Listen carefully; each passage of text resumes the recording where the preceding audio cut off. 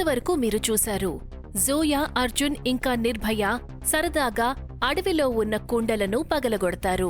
సరిగ్గా ఆ తర్వాత వాళ్లకి వాళ్ల చుట్టుపక్కల ఏదో ఒక వింత శక్తి ఉన్నట్టు అనిపిస్తుంది. ఇంటికి తిరిగి వెళ్లిన తర్వాత అర్జున్ని ఒక నల్లని నీడ అంతం చేస్తుంది.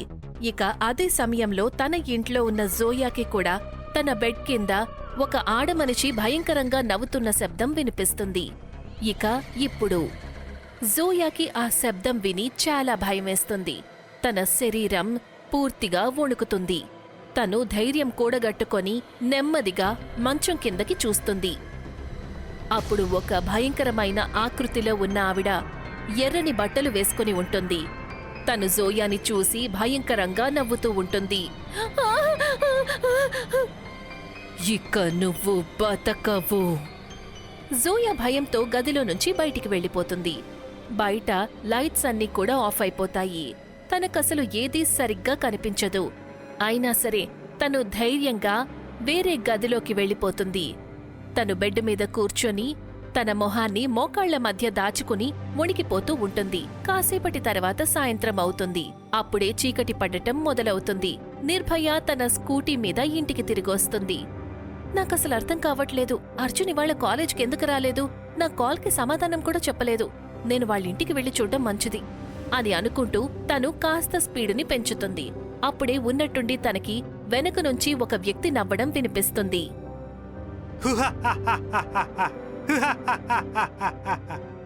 తను ఆశ్చర్యపోతుంది. తను ఉన్నట్టుండి బ్రేకు వేస్తుంది. వెనక్కి తిరిగి చూస్తే ఒక భయంకరమైన వ్యక్తి నల్లని దుప్పటి కప్పుకొని ఉంటాడు. అతను ఎంతో కోపంగా మింగేసేటట్టు తనని చూస్తూ ఉంటాడు. అప్పుడే నిర్భయ దృష్టి అతని కాళ్ల మీద పడుతుంది. తను చూసేసరికి అతని కాళ్ళు నేల మీద నుంచి కాస్త దూరంలో గాలిలో ఉంటాయి. అది చూసి నిర్భయాకి రోమాలు నిక్కపొడుచుకుంటాయి. తను ఎంతో వేగంగా స్కూటీని నడుపుతుంది. కాని ఆ వ్యక్తి ఎంతో వేగంగా భయంకరంగా నవ్వుతూ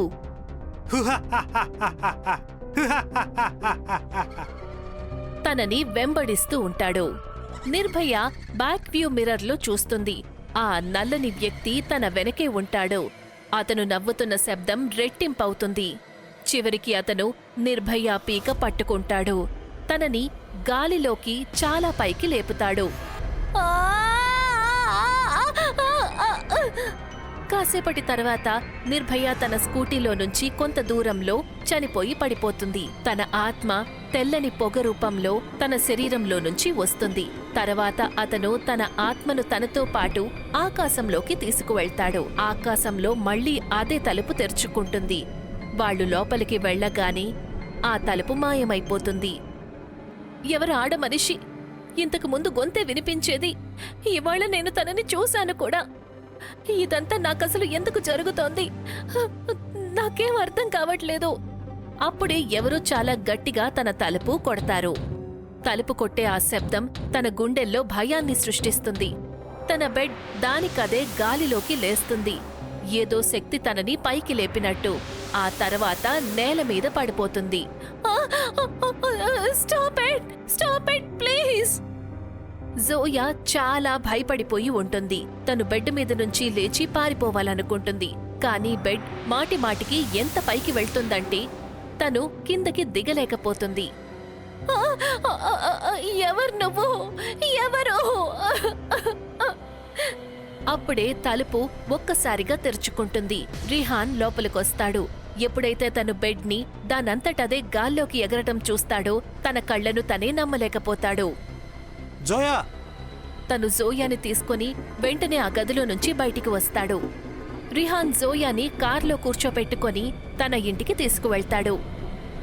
జోయా, అసలు ఇక్కడేం జరుగుతుంది? నాకేం అర్థం కావడం లేదు. ఇదంతా అసలు ఎలా జరుగుతుంది? రిహాన్, నువ్వు ఎప్పుడూ నాతోనే నీడలా ఉంటావు. అయినా సరే నేను నిన్ను అడగకుండా ఒక పని చేశాను. నాకు తెలిసి ఇప్పుడు నేను దానికే శిక్ష అనుభవిస్తున్నాను.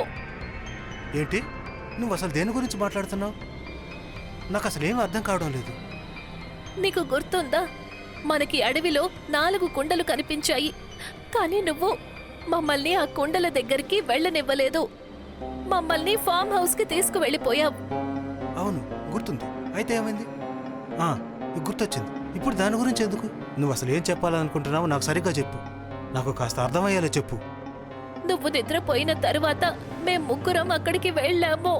మేము సరదాగా ఒక్కో రాయిని తీసుకొని కుండల్ని పగలగొట్టాము. అప్పటి నుంచి మాకు ఆ శబ్దాలు వినిపిస్తున్నాయి. జోయా, నువ్వు అసలు సమస్యల్లో ఇరుక్కోకూడదనే నేను అనుకుంటున్నాను. అందుకే నేను అలా అడ్డుకుంటాను. నన్ను క్షమించు రియాన్. ఇక బహుశా నేను కూడా లేదు, నేను నీకేమీ కానివ్వను. ఇప్పుడే నాతో పద. నీకు చాలా బాగా తెలుసు నేను నిన్ను ఇబ్బందుల్లో ఉండటం చూడలేను అని. నేను నిన్ను ఒంటరిగా వదిలిపెట్టి వెళ్ళను. నువ్విక నేను చెప్పినట్టు విను, ఇంకేం చేయక్కర్లేదు. రిహాన్ జోయాని కార్లో కూర్చోపెట్టుకొని మళ్ళీ అదే చోటికి వెళ్తారు. అక్కడికి వెళ్లిన తర్వాత వాళ్ళకా కుండల దగ్గర ఒకేలాగా కనిపించి తాంత్రికులు ఇంకా కొంతమంది ఊరివాళ్లు కనిపిస్తారు. ఎవరు మీరు? ఇక్కడికి ఎందుకు వచ్చారు? ముందు మీరు చెప్పండి. అసలు మీరందరూ ఈ కుండల దగ్గర ఏం చేస్తున్నారు? ఇవి మామూలు కుండలు కాదు, మరణానికి చెందినవి. వీటిని ఎవరో మూర్ఖులు పగలగొట్టారు. మేము దాని గురించి ఆలోచిస్తున్నాము. అది విని వాళ్ళిద్దరూ కంగారు పడతారు. అప్పుడు రిహాన్ ఇలా అంటాడు. ఈ కుండల్ని మా స్నేహితులే పగలగొట్టారు. మొద్దు వెధవలు. అసలు మీరెందుకు ఇలా చేశారు? చూడండి, మా స్నేహితులిద్దరూ చనిపోయారు. ఇకిప్పుడు జోయ కూడా విచిత్రమైన సంఘటనలు జరుగుతున్నాయి. మీరు ప్లీజ్ చెప్పండి, అసలు ఈ కుండల్లో ఏమున్నాయి? ఒక అఘోరి 3 సంవత్సరాలు తపస్సు చేసి చంద్రగ్రహణం రోజు రాత్రి చీకటి ప్రపంచం తలుపుని తెరిచాడు. ఈ పని అతను చీకటి ప్రపంచానికి చెందిన అతిపెద్ద రాక్షసుణ్ణి ప్రసన్నం చేసుకోవడానికి చేశాడు. ఆ తలుపు ద్వారా అతను 4 చీకటి శక్తుల్ని మన లోకానికి తీసుకుని వచ్చాడు. ఆ తర్వాత ఈ ప్రపంచంలో ఎవరి దగ్గరలోని శక్తుల్ని వాళ్ళకి ప్రసాదించాలనుకున్నాడు. ఆ తర్వాత ఈ ప్రపంచాన్ని రాక్షసులే పరిపాలిస్తారు. దాని నుండి కాపాడడానికి మేము వాళ్ళని భూమి మీదకి రాకముందే ఈ 4 కుండల్లో బంధించాము. వాళ్ళని మంత్రాలతో బంధించాము. మేము 3 సంవత్సరాలు ఆ కుండల్ని ఇక్కడే ఉంచాలి. ఆ తర్వాత మేము వాళ్ళని వాళ్ళ చీకటి ప్రపంచానికి తిరిగి పంపించేసేవాళ్ళం. కానీ నీ స్నేహితులు ఆ కుండల్ని పగలగొట్టారు. అందుకని ఇప్పుడు వాళ్ళ ఆత్మల్ని వాళ్లతో పాటు చీకటి ప్రపంచానికి తీసుకుని వెళ్లారు. ఏంటి అంటే దీని అర్థం నాకు ఏ ఆడ మనిషి గొంతైతే వినిపించిందో ఆవిడ కూడా చీకటి ప్రపంచం నుంచి వచ్చిందా? ఆవిడ నన్ను తనతో పాటు తీసుకువెళ్తుందా? లేదు జోయా, నేను నీకు చెప్పాను కదా, నేను నీకు ఏమీ కానివ్వను. అలా చెప్పి రిహాన్ మళ్లీ జోయాని కార్లో కూర్చోబెట్టుకుంటాడు. తనని తనతో పాటు తీసుకువెళ్తాడు. రిహాన్, మనం ఎక్కడికి వెళ్తున్నాం? నువ్వు ఎక్కువగా ఆలోచించుకో, అంతా సర్దుకుంటుంది. జోయా రిహాన్ని ఎంతో దీర్ఘంగా చూస్తూ ఉంటుంది. తనకి రిహాన్ మొహంలో కంగారు కనిపిస్తూ ఉంటుంది. దానిని తను దాచడానికి ప్రయత్నిస్తూ ఉంటాడు. అప్పుడే ఉన్నట్టుండి కార్ టాప్ ని ఎవరో దబ్దబ్మని కొడుతున్నట్టు అనిపిస్తుంది. ఆ శబ్దాన్ని విని రిహాన్ కూడా భయపడతాడు. ఎలా అనిపిస్తుందంటే కారు మీద ఎవరో గట్టిగా కొడుతున్నట్టుగా. కాని ఎవరలా చేస్తున్నారో వాళ్ళు చూడలేకపోతారు. కాని ఆ భయంకరమైన శబ్దంతో తెలిసిపోతుంది అది చీకటి ప్రపంచం నుంచి వచ్చిన మనిషని. ఆగండి, ఆగండి, నిన్ను నాతో తీసుకువెళ్లకుండా నేను వెళ్ళను. అది విని జోయా మొహంలో భయం మరింత రెట్టింపవుతుంది.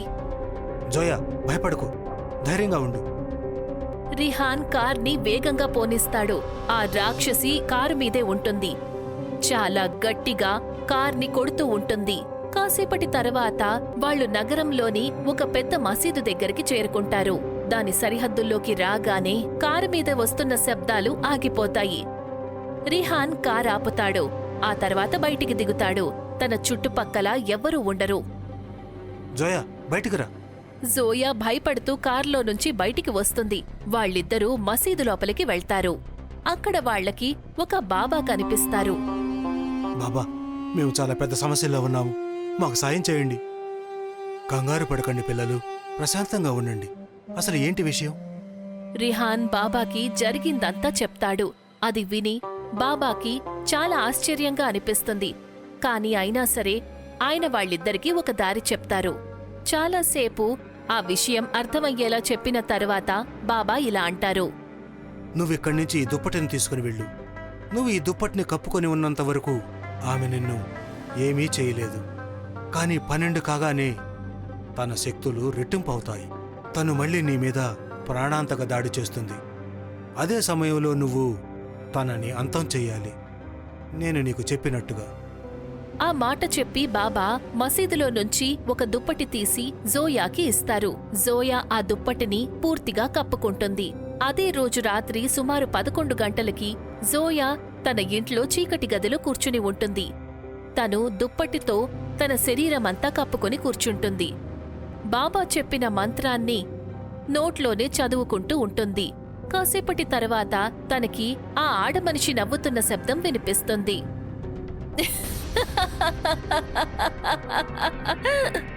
నువ్వు ఏమైనా చెయ్యి, నువ్వు తప్పించుకోలేవు. జోయా చూసేసరికి ఆ ఆడమనిషి తన దగ్గరికి వస్తూ ఉంటుంది. కాని తన శరీరం మీద ఉన్న దుప్పటిని చూసి గట్టిగా అరుస్తుంది. "ఆ! దాన్ని తీసేయి, ఎక్కువసేపు అది నిన్ను కాపాడలేదు." జోయా తన మనసులో భయాన్ని నింపుకుని ఆ మంత్రాన్ని చదువుతూనే ఉంటుంది. అప్పుడే ఆ గదిలో ఉన్న వస్తువులు గాలిలోకి లేచి జోయా మీదకి వెళ్లటం మొదలవుతాయి. అయినా సరే జోయా ఆ మంత్రాన్ని చదువుతూనే ఉంటుంది. ఆ రాక్షసి ఒక భారీ టేబుల్ని గాలిలోకి లేపి జోయాని కొట్టడానికి ప్రయత్నిస్తుంది. అప్పుడే రిహాన్ వచ్చి ఆ టేబుల్ని పట్టుకుంటాడు. దానిని దూరంగా విసిరేస్తాడు. నువ్వెక్కడ్నుంచొచ్చావు? తను రిహాన్ మీదకి దూకుతుంది. తనని మింగేసేటట్టుగా చూస్తూ ఉంటుంది. నువ్వు నన్ను చంపలేవు, ఎందుకంటే నువ్వు జోయాతో ముడిపడి ఉన్నావు, నాతో కాదు. అవును, కాని నిన్ను గాయపరచగలను అని చెప్పి తను రిహాన్ ఒంటి మీద తన పదునైన గోర్లతో దాడి చేయటం మొదలు పెడుతుంది. తన మొహాన్ని, శరీరాన్ని రక్తంతో నింపేస్తుంది. రిహాన్ పరిస్థితి దారుణంగా మారుతుంది. రిహాన్ ఆ రాక్షసిని తన మీద నుంచి తోసేయటం కరెక్ట్ కాదనుకుంటాడు. అంతలో 12 అవుతుంది. ఆ రాక్షసి రిహాన్ మీద నుంచి లేస్తుంది. ఇక నీ ఆఖరి సమయం వచ్చేసింది. జోయాకిక తెలిసిపోయింది ఆ దుప్పటి తనని కాపాడలేదు అని. ఆ చీకటి శక్తి జోయా దగ్గరికి వెళ్లబోతుంది. అంతలో జోయా తన మీద నుంచి దుప్పటి తీసేస్తుంది. జోయా ఒళ్ళో ఒక చిన్న కుండ ఉంటుంది. దానిని తను అంతవరకు దాచిపెట్టుకుని ఉంటుంది. ఎప్పుడైతే రాక్షసి తన దగ్గరికి చేరుకుంటుందో జోయా ఆ కుండ మూతను తీసేస్తుంది. ఆ కుండ లోపల్నుంచి ఒక చిన్న నల్లని పొగ బయటికి వస్తుంది. అది ఆ చీకటి శక్తిని పట్టుకుంటుంది.